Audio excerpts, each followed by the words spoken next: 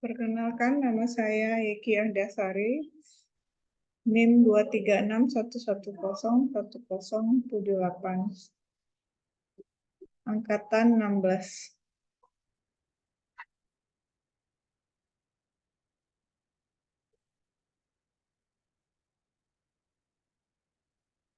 Saya akan menjelaskan kasus manajemen keuangan bisnis by Teddy Chandra, di mana pada kasus ini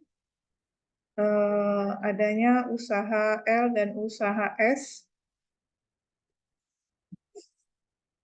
yang dimana membutuhkan sebesar 1.000 juta, 200 juta dibutuhkan untuk modal kerja, 800 juta dibutuhkan untuk investasi. Struktur modal perusahaan saat ini adalah sebagai berikut: hutang 25%, saham preferen 15%, saham biasa 60%.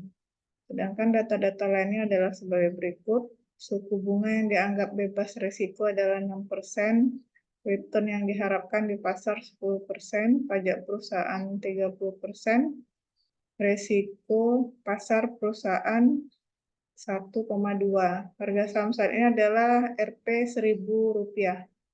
Dividen yang dibagikan tahun lalu sebesar Rp200, reinvest 10%. Untuk mendapatkan dana ini, perusahaan akan menerbitkan obligasi sebesar Rp250, 250 juta rupiah dengan nilai pari sebesar Rp1.000. Biaya emisi untuk menerbitkan obligasi adalah Rp75 per lembar. Kupon yang ditawarkan adalah 12% per tahun. Obligasi tersebut diterbitkan selama 5 tahun. Untuk memenuhi kebutuhan dana investasi, perusahaan akan menerbitkan saham preferen sebesar 100.000 lembar dengan harga Rp1.500 per lembar. Dividen yang akan diberikan adalah sebesar Rp125 dan biaya emisi saham 2%. Laba ditahan perusahaan yang bisa dimanfaatkan untuk mendanai investasi adalah sebesar 300 juta. Sisanya dipenuhi dengan menerbitkan saham baru, biaya emisi saham 2%. Dengan investasi sebesar 1.000 juta, diharapkan akan diperoleh cash flow inflow. Sebagai berikut dapat dilihat di tabel tersebut.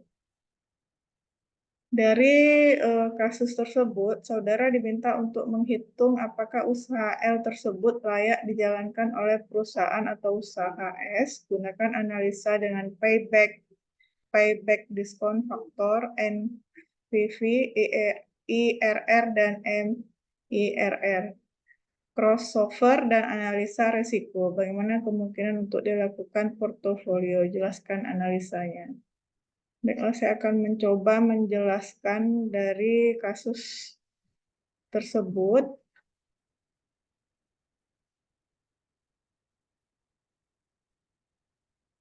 Dari kasus tersebut dapat kita lihat struktur modalnya, di mana hutang, saham, preferen, ada modal sendiri, hutangnya ada 250, saham preferen 150, modal sendiri 300. Dari hutang, saham preferen, dan modal sendiri itu jumlahnya baru 700, sedangkan dia jumlah saham keseluruhannya adalah 1.000. Maka harus kita tambahkan saham baru 300 agar jumlah semuanya menjadi 1.000. Kemudian ada komposisinya, di mana hutang 25%, saham preferen 15%, modal sendiri 30%, saham baru selisih dari penjumlahan hutang saham preferen modal sendiri agar menjadi 100%, maka saham barunya dapat 30%. Jumlah semuanya 100%.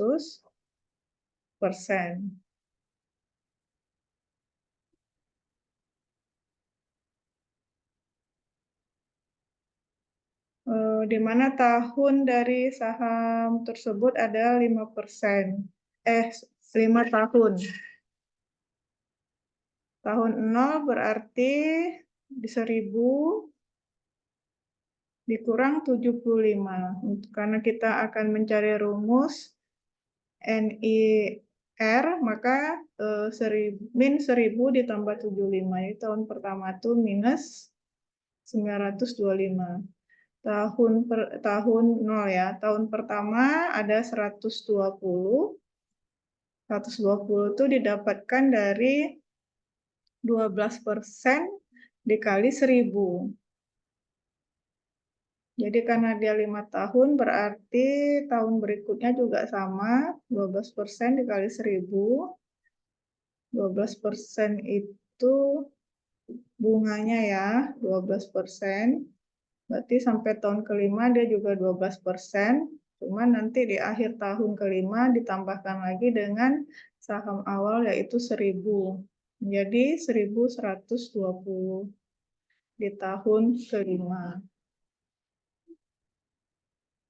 Biaya saham preferen. Untuk mencari biaya saham preferen di sini, saham preferen adalah saham istimewa yang diberikan kepada orang yang berjasa dalam suatu perusahaan, seperti pendiri perusahaan.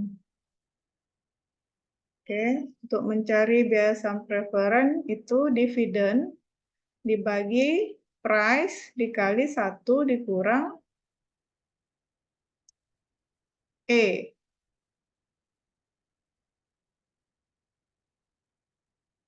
Itu adalah emisi, jadi 125 dibagi 1500 dikali 1 dikurang 0,22%. Dapat 125 per 1470, dapat hasilnya 8,5034%. Ini saham preferen. Kembali ke kasus. Ini dapat cost-nya berarti 8, ini ya, 8,50%. Sedangkan untuk hutang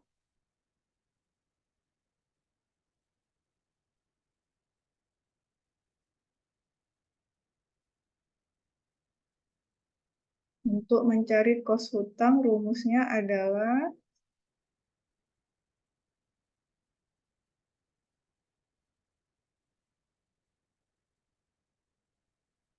K9 biaya bunga dikali 1 dikurang 30%.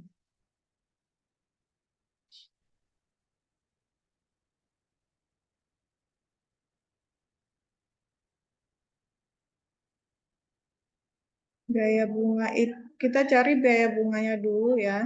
Biaya bunga itu menggunakan rumus IRR. Rumus IRR adalah biaya bunga rumus IRR dari obligasi dari tahun 0 sampai tahun kelima. Kita masukkan ke rumus, maka dapat hasil biaya bunga adalah 14,19%. Sedangkan cost of debt atau KD, rumusnya adalah biaya bunga dikali 1 dikurang pajak. Taxnya 30%, berarti 14,19% dikali 1 dikurang 30%, dapat 9,94%. Ini merupakan kos untuk hutang. Sedangkan untuk mencari modal sendiri, kos untuk modal sendiri, di mana kita lihat di catatan kasus, modal sendiri itu menggunakan rumus CAPM. Rumusnya adalah estimasi return RF ditambah RM dikurang RF dikali B sama dengan 6% ditambah 10% dikurang 6% dikali 1,2, dapat ada ini dimasukkan ke rumus dapat 10,80%. Itu adalah biaya modal sendiri. Kita masukkan untuk biaya modal sendiri 10,80%. Untuk saham baru, kita menggunakan rumus KS sama dengan ER dibagi 1 dikurang E. 10,8. Tadi kita dapat IR-nya 10,8, estimasi return dibagi 1 dikurang 0,02. 0,02 ini adalah 2%, maka didapat 0,11. Kita masukkan ke 0,11 ini, persennya adalah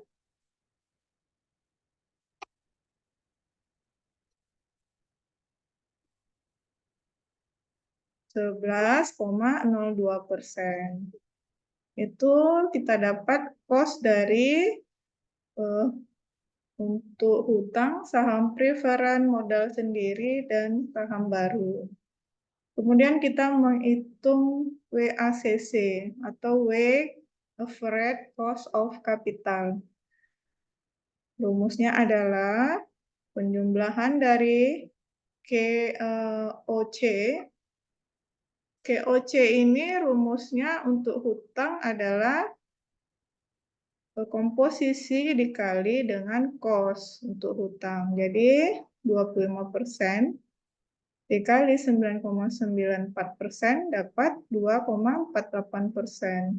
Saham preferan juga sama, 15% dikali 8,5%. Modal sendiri juga sama, saham baru juga komposisi dikali cost.